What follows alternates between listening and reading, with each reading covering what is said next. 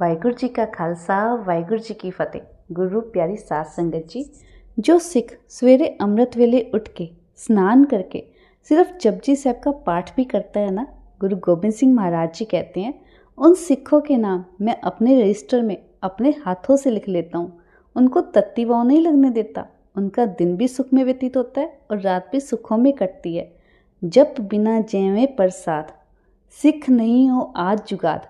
गुरु गोबिंद सिंह महाराज जी कहते हैं बिना नाम लिए जो खा लेता है पी लेता है, सारा दिन अपने भगवान को याद नहीं करता, अपने प्रभु का सिमरन नहीं करता, वो ना तो मेरा पहले सिख था, न अब है और न आगे होएगा। भगत तन्ना गाय चराता हुआ जा रहा था। आगे एक बहुत चालाक पंडित जी बैठे हुए थे। देखा एक भोला जट आ रहा है। जब वो आगे आया तो उसने पूछा, पंडित जी ये क्या करते हो? पंडित जी कहने लगे, मैं ठाकुर जी की पूजा करता हूँ। कहने लगा, ये ठाकुर जी क्या देते हैं? पंडित जी कहते हैं, जो मांगे ठाकुर अपने ते, सोई सोई देवे। कहता है, अच्छा तो ऐसा करो फिर एक ठाकुर जी मुझे भी दे दो। पंडित जी ने कहा, इसकी कीमत देनी पड़ेगी।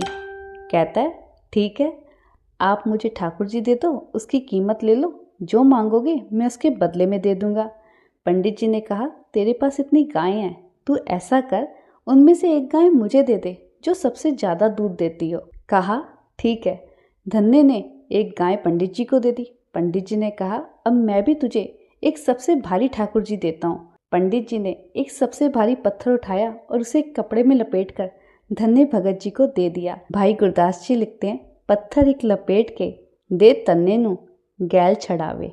जब पंडित जी ने ठाकुर के रूप में वो पत्थर धन्य जट को दिया तो पूछता है, पंडित जी अब इसकी सेवा कैसे करूं? ये क्या खाता है?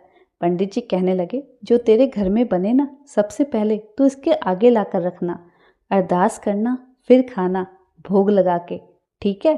कहने लगा, ठीक है। जब वो घर लेकर आया तो उसके मन में एक बार भी विचार नहीं आया कि ये पत्थर है।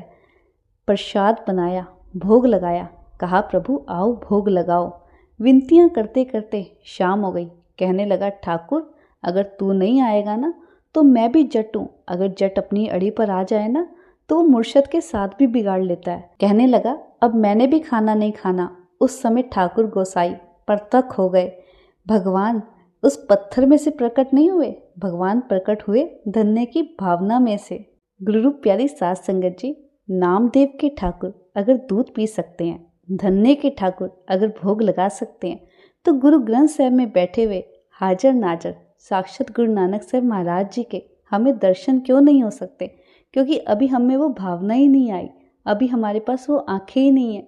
साच कहूँ सुन लियो सबे, जिन प्रेम कियो तिन ही प्रभ पायो। भगवान तो प्यार का भूखा है, सच्ची भावना का भूखा है। श्री कृष्ण महाराज ने अर्जुन से कहा था ना, अर्जुन भाव का भूखा हूँ मैं, भाव ही बस सार है। भाव से जो मुझको भजे, भव से बेड़ा पार है। अनेक वस्त्र भूषण कुछ न मुझको चाहिए, जो मुझे अपना ले यही मेरा सत्कार है। बिन भाव सब कुछ भी दे वो मैं लेता नहीं, भाव से एक पुष्प भी दे वो मुझे स्वीकार है। वाहिगुरू जी का खालसा वाहिगुरू जी की फतेह।